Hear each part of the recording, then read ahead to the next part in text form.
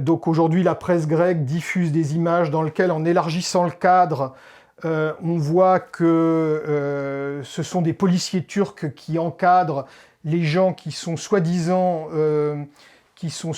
malmenés par la police grecque. Or, c'est pas la police grecque qui les menace.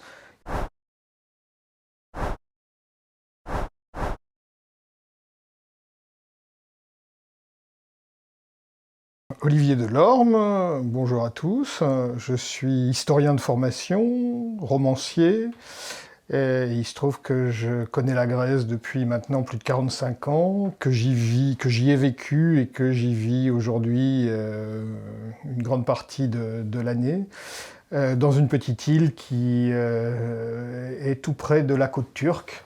Voilà, donc je remercie Pierre-Yves Rougeron de m'avoir invité aujourd'hui pour essayer de vous dire quel est l'état de cette région, au-delà même de la question ponctuelle qui se pose aujourd'hui et qui est évidemment éminemment importante et pour la Grèce et pour le continent européen, mais également plus largement quelle est la stratégie régionale et mondiale de la Turquie islamiste. Voilà, donc je suis tout prêt à répondre à vos questions.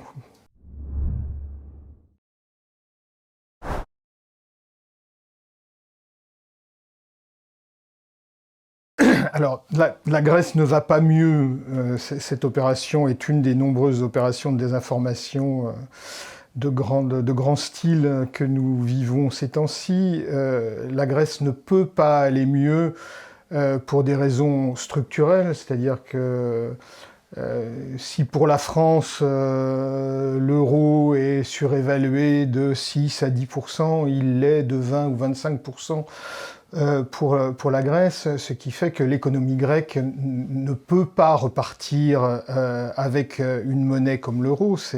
C'est lui demander de courir le 100 mètres ou le marathon, puisque on est dans une économie mondiale où il faut faire la course avec les autres dans un système de libre-échange. C'est lui demander de courir une course avec un boulet de 25 kilos accroché à la cheville. Donc l'économie grecque ne peut pas repartir. Le patrimoine public a été bradé des ports aux aéroports, en passant par les autoroutes. L'hôpital public est dans un état de délabrement total. Cet été, par exemple, le plus grand hôpital d'Athènes n'avait plus un seul appareil de coronographie qui fonctionnait régulièrement, enfin pas régulièrement, mais de manière récurrente, ici ou là, des patients cancéreux sont renvoyés chez eux, faute de chimiothérapie. On pourrait multiplier les exemples. La natalité s'est effondrée.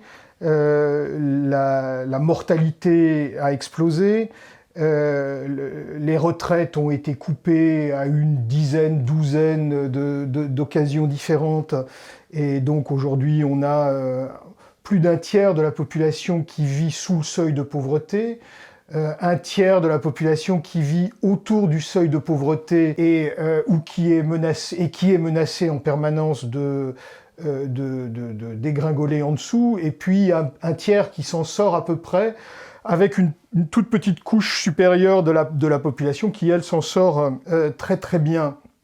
Cette précarité, si vous voulez, c'est la disparition des classes moyennes à laquelle on a assisté en Grèce. Moi, je dis depuis 10 ans que la Grèce a été un laboratoire de la brutalisation néolibérale d'une société, pour voir jusqu'où et comment on pouvait brutaliser une société. Voilà, alors si vous voulez, la précarité énergétique est généralisée. Si vous allez maintenant à Athènes en hiver, la première chose qui va vous surprendre, c'est que toute la ville sent le feu de bois, parce que les immeubles ne sont plus chauffés au mieux qu'1 heure le matin et 1 heure le soir. et que donc les chauffages de fortune ont proliféré partout, avec derrière les intoxications et les incendies que cela peut provoquer. Donc si vous voulez, c'est très difficile de faire un tableau, parce que plus vous voyez cette société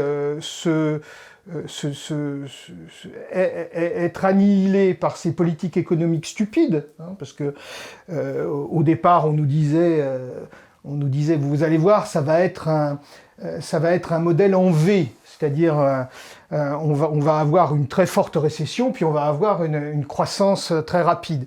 Puis ensuite on nous a dit ça va être un modèle en U, c'est-à-dire oui, la récession est violente, mais il va falloir un temps de récupération et puis ça va remonter. Et puis aujourd'hui on est dans une situation en L, c'est-à-dire qu'il y a eu la récession et puis maintenant il y a une stagnation.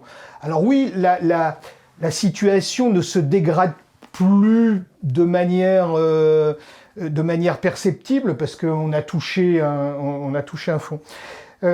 Si on veut rajouter ça, si on veut raccrocher ça à ce qui se passe aujourd'hui à la frontière gréco-turque, et qui explique en partie la réaction des Grecs, il faut ajouter que dans un pays de moins de 11 millions d'habitants, ces politiques économiques imposées à la Grèce depuis 10 ans et qui ont échoué et qui continuent à échouer, elles ont provoqué le départ d'environ 500 000 Grecs, qui sont généralement des jeunes, d'où derrière l'effondrement du taux de natalité, c'est-à-dire que le pays s'est vidé de ses forces vives et ne reste, enfin pas ne reste que, mais reste de plus en plus des gens âgés et paupérisés. C'est aussi les gens les mieux formés qui sont partis. C'est-à-dire que contrairement aux émigrations européennes du 19e siècle, où on avait des émigrations de main-d'œuvre, c'est-à-dire de gens, de paysans qui n'avaient pas de formation particulière et qui partaient vers les centres industriels de l'Europe industrielle à partir de l'Italie du Sud, de l'Espagne, de la Grèce. Aujourd'hui, c'est pas ça du tout. C'est pas une émigration de main-d'œuvre, c'est une émigration de cerveau. Et donc derrière, on prive le pays de ses capacités d'avenir et de rebond vers l'avenir. Voilà ce qu'on peut dire aujourd'hui. Alors, pourquoi la propagande nous dit la Grèce va mieux? Parce que la Grèce est revenue sur les marchés. Voilà, donc ça, c'est le signe ultime de la bonne santé. La Grèce étant revenue sur les marchés, c'est-à-dire pouvant de nouveau se ruiner en empruntant, et continuer à se ruiner en empruntant, la presse occidentale considère que c'est le signe de la bonne santé retrouvée.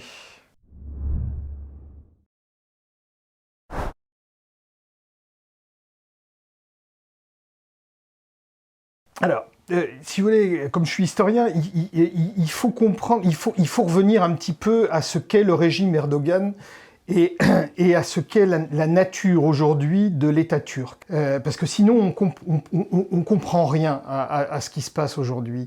Et on ramène ça sur un plan humanitaire, alors que la question, même si elle a un aspect humanitaire évidemment, la question n'est pas aujourd'hui essentiellement humanitaire. Alors, il faut commencer par dire que quand Erdogan arrive au pouvoir au début des années 2000, il arrive au pouvoir dans une Turquie républicaine dont la classe politique est totalement discréditée. Totalement discréditée parce que le pays est gangréné par la corruption. Je raconte toujours que dans les années qui précèdent, il y a un jour sur le périphérique d'Istanbul un accident de voiture dans lequel on retrouve côte à côte le préfet de police d'Istanbul et le chef de la plus grande mafia criminelle turque qui est soi-disant recherchée par toutes les polices du pays. Et donc ce régime républicain issu du kémalisme est totalement discrédité. Il est doublement discrédité parce que il y a une crise économique et financière qui est considérable et qui va être close par l'intervention financière des États-Unis, pour qui la Turquie a encore, à l'époque et toujours, parce que voilà, c'est sa géopolitique, un intérêt géopolitique fondamental. Et donc, contrairement à ce que les Européens vont faire en Grèce à partir de 2010, c'est-à-dire mettre la tête de la Grèce sous l'eau en entassant de la dette sur la dette, les États-Unis font des dons à la Turquie pour lui permettre de stabiliser son système financier et lui permettre de retrouver une viabilité monétaire, financière et économique. Et c'est à ce moment-là que Erdogan, enfin l'AKP, gagne les élections, va donc profiter à plein de cette circonstance, c'est-à-dire une classe politique discréditée, une situation économique qui s'améliore grâce à l'aide américaine, et puis on est dans la période de pleine mondialisation.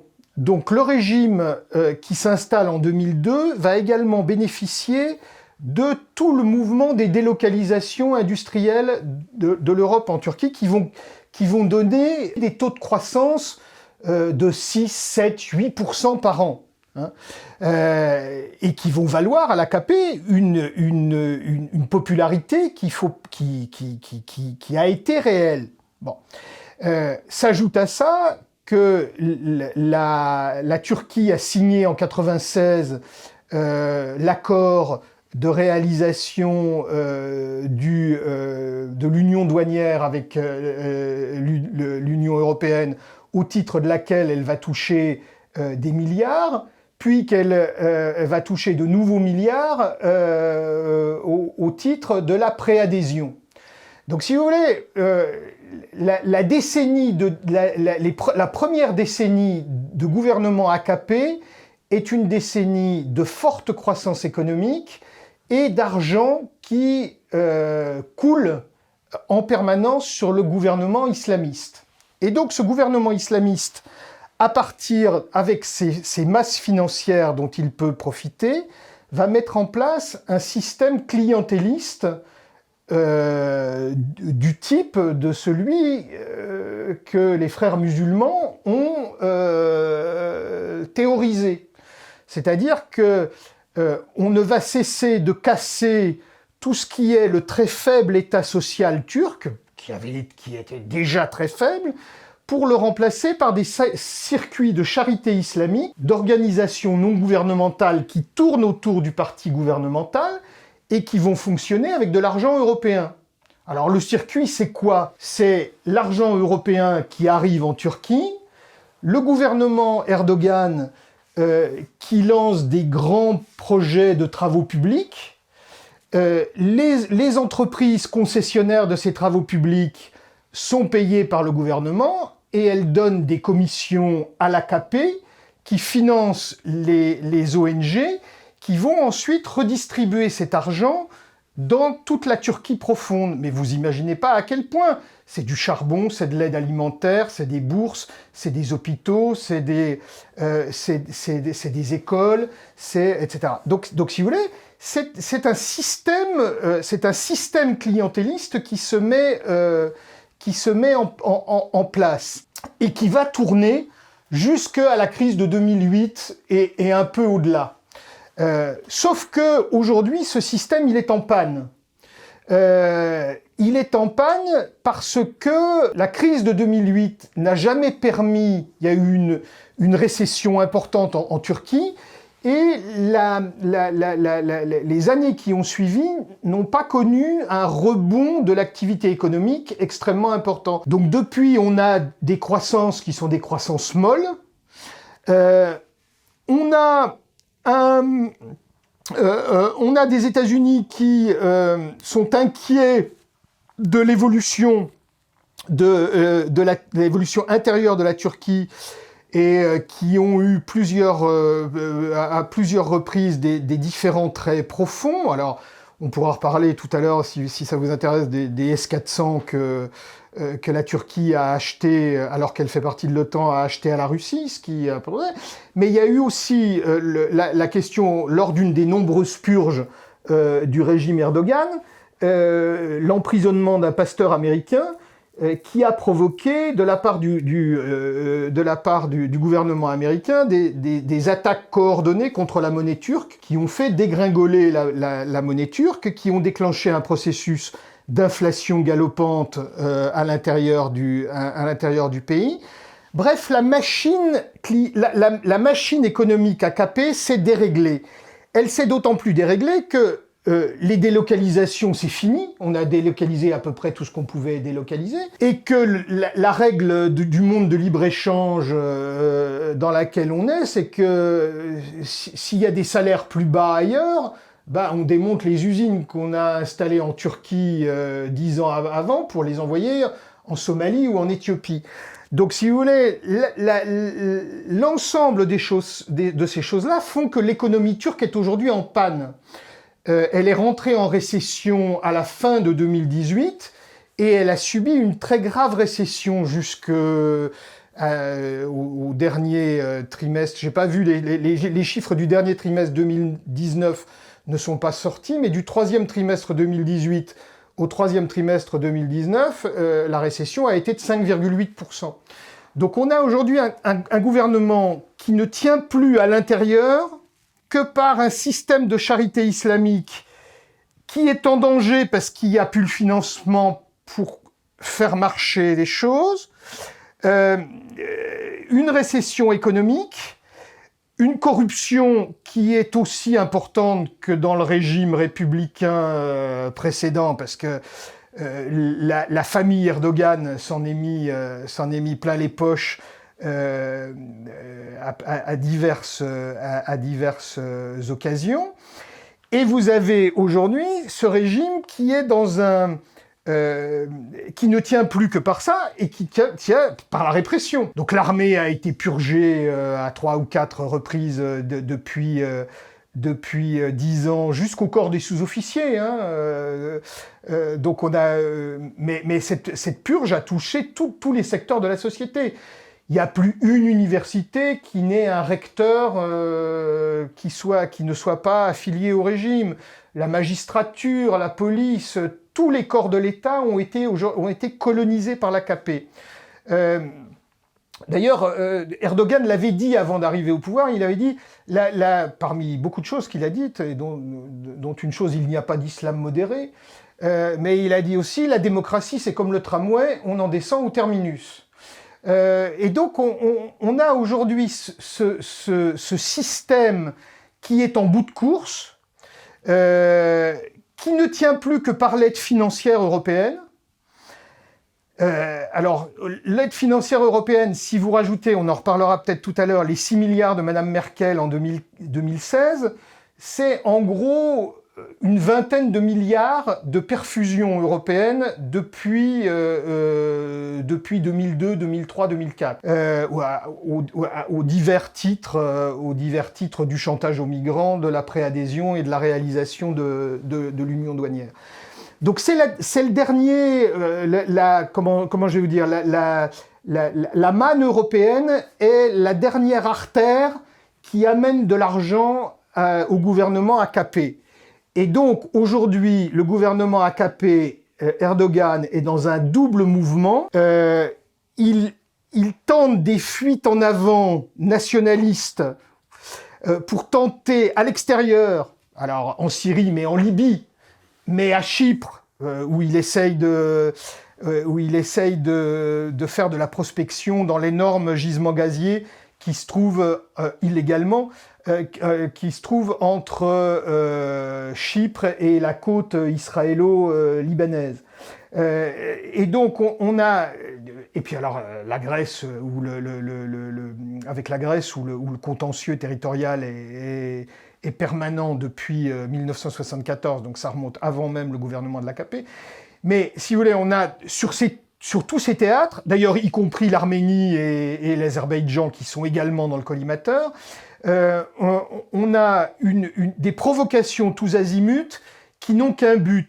Ce but est d'essayer de ressouder l'opinion qui quitte le gouvernement, qui ne soutient plus ce gouvernement, de la ressouder sur des objectifs patriotiques, entre guillemets. Là-dessus, il faut dire que la perte de la mairie d'Istanbul a été un électrochoc pour le pouvoir, parce que malgré la fraude, disons maintenant depuis 2010-2012, l'AKP ne gagne les élections que grâce à des fraudes massives. Alors, grâce au clientélisme, plus aux fraudes. Alors, on a mis les oppositions en tôle, mais il y a on vérifie que les gens votent bien AKP quand ils ont touché des aides. On empêche les opposants de venir dans les bureaux de vote. Il y a des pannes d'électricité au moment du dépouillement.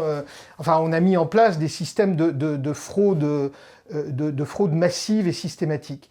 Donc, si vous voulez, la crise qui se passe aujourd'hui aux frontières de la Grèce et de la Turquie, elle est à remettre dans ce contexte-là. C'est-à-dire un gouvernement qui, en réalité, est un gouvernement aux abois et qui tente de ressouder l'opinion derrière lui dans des opérations qui ratent, parce que en Syrie, c'est l'échec. Et en Libye, hier soir, la Turquie a déjà perdu un bateau qui a été bombardé dans le port de Tripoli. Et hier soir, il y a eu la principale base turque dépôt d'armes s'est fait bombarder par les forces du général Haftar. Donc le régime est en difficulté partout. Mais c'est parce qu'il est en difficulté partout qu'il est d'autant plus dangereux.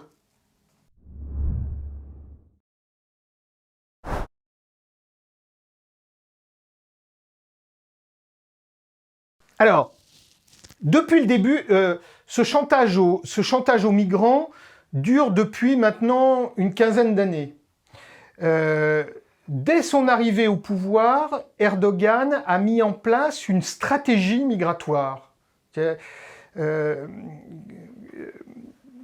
Il a mis en place une stratégie migratoire, qu'est-ce que ça veut dire? Ça veut dire qu'il a progressivement supprimé les visas d'entrée sur le territoire turc de plus de 70 États d'Asie et d'Afrique qu'on sait être des États d'émigration. C'est-à-dire que c'était le signal pour dire aux populations de ces pays « Venez en Turquie, c'est le sas qui vous permettra de rentrer ». Au-delà, j'étais sur le plateau d'RT avec un ancien ambassadeur tunisien qui a utilisé cette expression que j'ai trouvée extrêmement intéressante de pipeline humain. Hein, c'est-à-dire qu'on a mis les lignes aériennes turques, par exemple, ont créé des lignes aériennes avec un certain nombre de pays, avec des tarifs à bas coût, qui permettent à ces pays d'émigration d'importer des gens qui ne trouvent pas de travail en Turquie, mais qui sont là comme une masse de manœuvres dont Erdogan se sert à tel ou tel moment où il voit qu'il y a une opportunité pour s'en servir. Alors, qu'est-ce qu'il veut obtenir? Au début, il voulait obtenir la suppression des visas d'entrée pour les citoyens turcs dans l'espace de Schengen. Ça a été très près d'aboutir en 2016. Sauf que les pays du groupe de Visegrad ont fait échouer la chose. La Hongrie, l'Autriche, la Slovaquie, la Pologne, tous ces pays-là, même la Bulgarie, qui sont devenus des déserts humains du fait des politiques économiques des politiques économiques européennes où il y a dans ces pays aujourd'hui des vides démographiques. Hein. On a fait partir comme de Grèce d'ailleurs. Et donc ces pays-là aujourd'hui sont en état d'insécurité culturelle. Et donc ils voient arriver dans des pays qui sont dans des situations démographiques tragiques. Ils ne veulent pas voir arriver des populations qui s'installeraient dans ce vide démographique. Il faut dire aussi que la plupart de ces pays ont appartenu à l'Empire ottoman. Et que donc, il y a, comme dans les pays arabes d'ailleurs, l'Égypte est un des principaux pays qui s'oppose régionalement à la politique d'Erdogan, sans parler de la Syrie. Mais vous avez dans tous les pays arabes du Proche-Orient et en partie du Maghreb, un très fort sentiment anti-turc, parce que ces gens-là ont été colonisés, dominés par les Turcs pendant des siècles. Donc, je veux dire, c'est imbécile de ramener ça à une question de racisme ou d'islamophobie ou je ne sais quoi. Parce que ça concerne également des populations arabes et musulmanes. Alors, donc au début, Erdogan voulait obtenir cette levée des visas. Il n'y a pas renoncé. J'ai vu hier ou avant-hier que la Commission européenne, dans le paquet dont on dit qu'il est en préparation pour, alors j'adore le mot, pour apaiser Erdogan, qu'il y aurait des mesures facilitant l'obtention de visas pour les Turcs voulant venir dans l'espace Schengen. Donc on est en train de préparer l'étape suivante qui va encourager le maître chanteur à continuer son chantage. Et puis il y a l'argent. C'est-à-dire que comme ce régime est aujourd'hui aux abois économiquement, il cherche des poches d'oxygène en euros frais. Et donc, comme le chantage a parfaitement marché en 2015-2016 et qu'après son irresponsable ouverture des frontières qui a créé un appel d'air, Madame Merkel, effrayée par les réactions de son opinion, a tout d'un coup refermé la porte, puis est partie à Ankara sans aucun mandat européen et a pris des engagements au nom des autres Européens, que les autres Européens ont ensuite signé pour donner d'abord 3 milliards, puis 6 au maître chanteur, dans le même temps et au même moment où on écorchait la Grèce de manière systématique. C'est-à-dire qu'il faut voir que au même temps où on sauvait la mise d'Erdogan et où on lui faisait une pluie de milliards, dans le même temps, on affaiblissait ce qui est quand même, dans l'état actuel, la frontière de l'Union européenne, même si je suis pour la liquidation de cette Union européenne par ailleurs. Tout ça est quand même d'une incroyable incohérence. Donc voilà, alors aujourd'hui, il a les deux buts. Et donc dans ce paquet qui serait en préparation à Bruxelles, il y aurait des mesures des deux côtés. On parle de 500 millions cette fois, et donc de mesures d'assouplissement pour accorder des visas aux citoyens turcs.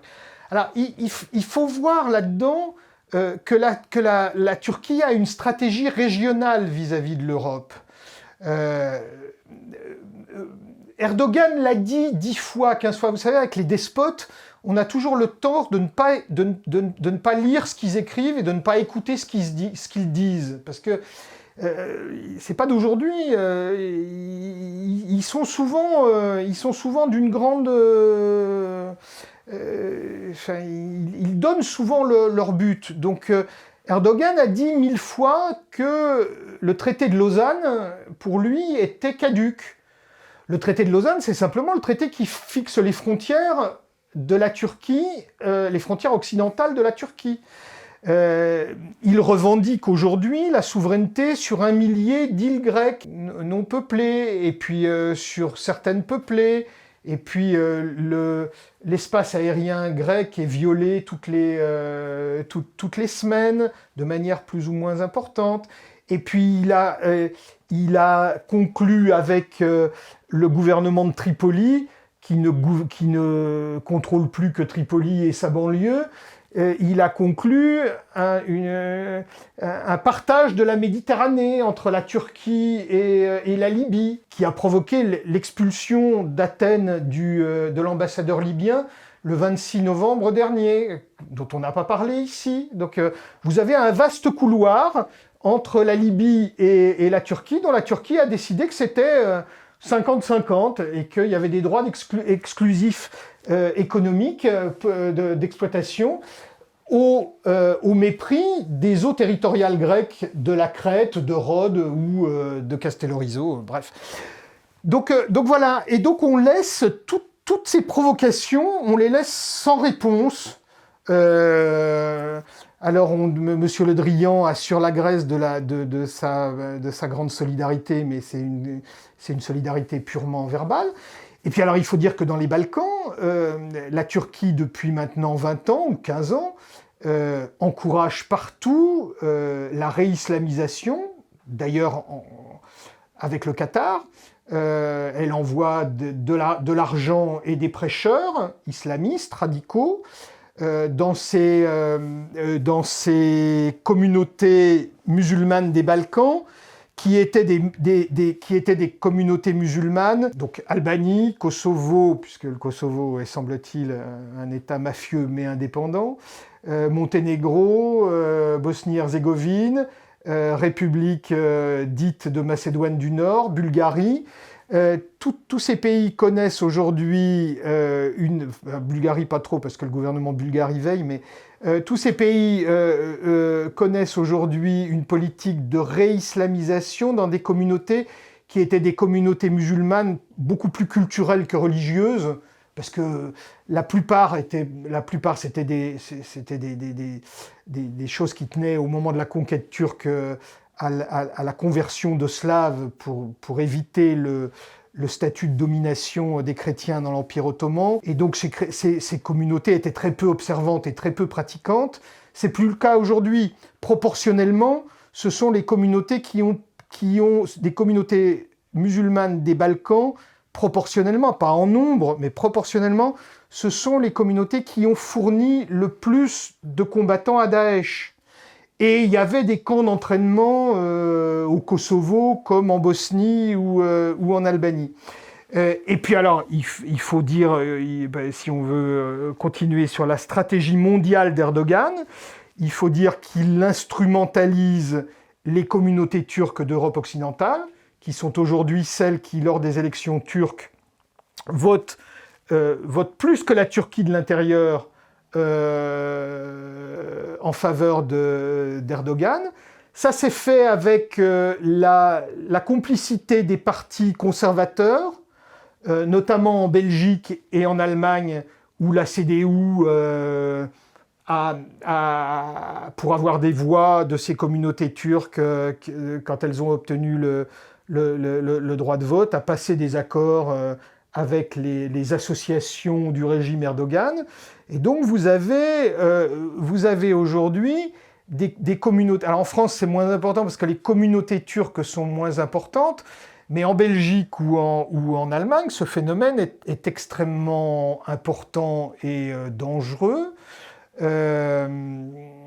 Et il faut ajouter à ça qu'en réalité aujourd'hui, le but d'Erdogan, c'est de prendre le leadership du monde sunnite. Alors il va avoir beaucoup de mal parce que les Arabes les Arabes, comme je le disais tout à l'heure, ont été colonisés et dirigés par les Turcs, et le sentiment anti-turc il reste vif et profond, mais c'est son but mondial. Donc si vous voulez, cette crise migratoire, cette